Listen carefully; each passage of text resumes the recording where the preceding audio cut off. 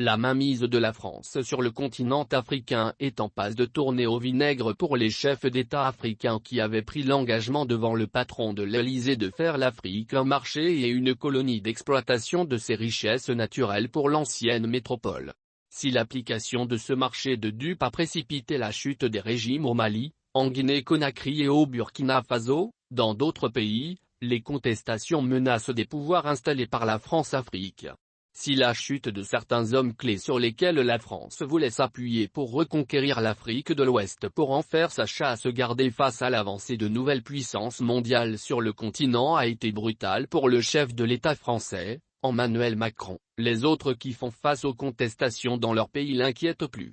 Car, leur départ du pouvoir signifierait la fin programmée de la France-Afrique, réseau par lequel la France passe pour faire et défaire les pouvoirs en Afrique.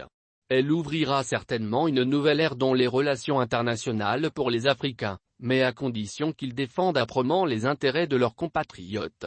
Sinon, il ne servira à rien de nouer d'autres partenariats. Tout avait été mis en œuvre à Paris pour que des hommes acquis à la politique française soient élus à la tête de la Guinée, de la Côte d'Ivoire, du Mali et du Burkina Faso. C'est ainsi qu'en Guinée et en Côte d'Ivoire, Alpha Condé et Alassane Dramane Ouattara ont été imposés à la suite d'élections contestées et maculées de sang, en 2010.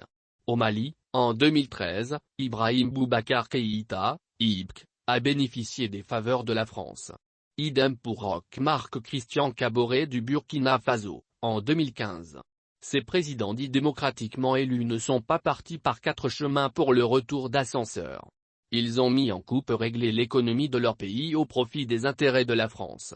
Ainsi, on assista à l'annulation des contrats miniers, de construction de routes, de ports, de ponts, de chemins de fer, d'aménagements hydro-agricoles signés par leurs prédécesseurs, à l'attribution des marchés à coups de milliards à des multinationales françaises, etc.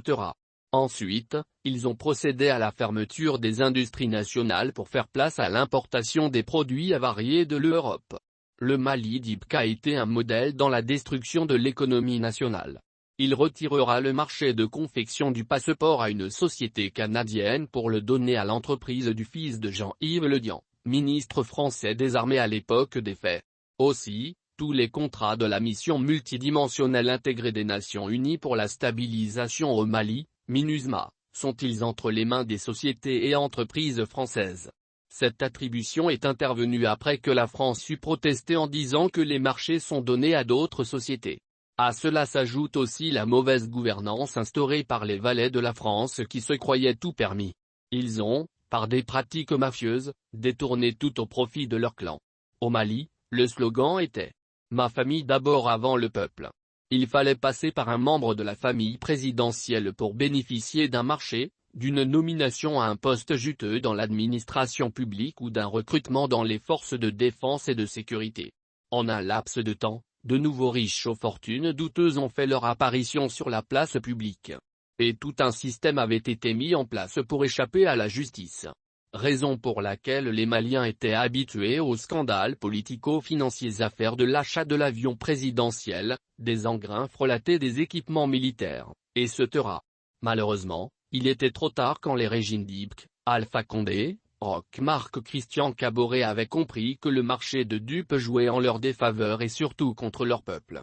Et au moment où ils souhaitaient retourner au peuple, les contestations avaient déjà gagné les rues. Par la suite, ils ont été balayés par des coups d'État militaires dont les auteurs sont considérés comme des sauveurs. Il a été instauré des transitions politiques dans les trois pays pour un nouveau départ au bénéfice des populations africaines. N'ayant pas vu venir ce coup fatal, la France cherche à noyauter ces transitions pour encore servir ses intérêts. Elle avait réussi à le faire au Mali avec Bando, le président de transition.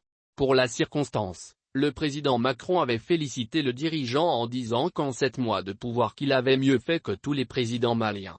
Mais avec la rectification instaurée, en mai 2021 par le colonel Assimi Goïta, les choses sont rentrées dans l'ordre. La France a plié ses bagages en plein jour. Mal lui en a pris. Au Mali et en Guinée, où elle veut pointer le nez, elle rencontre la résistance d'une jeunesse déterminée et engagée à ne pas se laisser dominer par des gens sans foi ni loi. Au Burkina Faso, le double jeu a été fatal pour le président de la transition, le lieutenant-colonel Paul-Henri Sandaogo Damiba. Il lui est reproché de faire les yeux doux à la France, soupçonné de soutenir les terroristes qui tuent, pillent les populations du pays des hommes intègres. Il ne lui reste aujourd'hui que 3,03 présidents, contestés dans leur pays. Il s'agit du président ivoirien Alassane Dramane Ouattara et du président Macky Sall et du président ghanéen Nana Akufo-Addo. Pourront-ils se sauver pour faire l'affaire de la France? Attendons de voir. Il est clair que le président Macron et ses valets sont au pilori en Afrique de l'Ouest. Ils ne sont pas encore parvenus à faire basculer aucun pays dans le giron français. Quant au président togolais, Faure Gnassingbé, il est positionné pour prendre la révèle d'Alassane Ouattara à la tête de la France-Afrique et de la franc-maçonnerie. C'est ce qui explique son implication dans le dossier de mercenaires ivoiriens arrêtés au Mali, le dimanche 10 juillet 2022.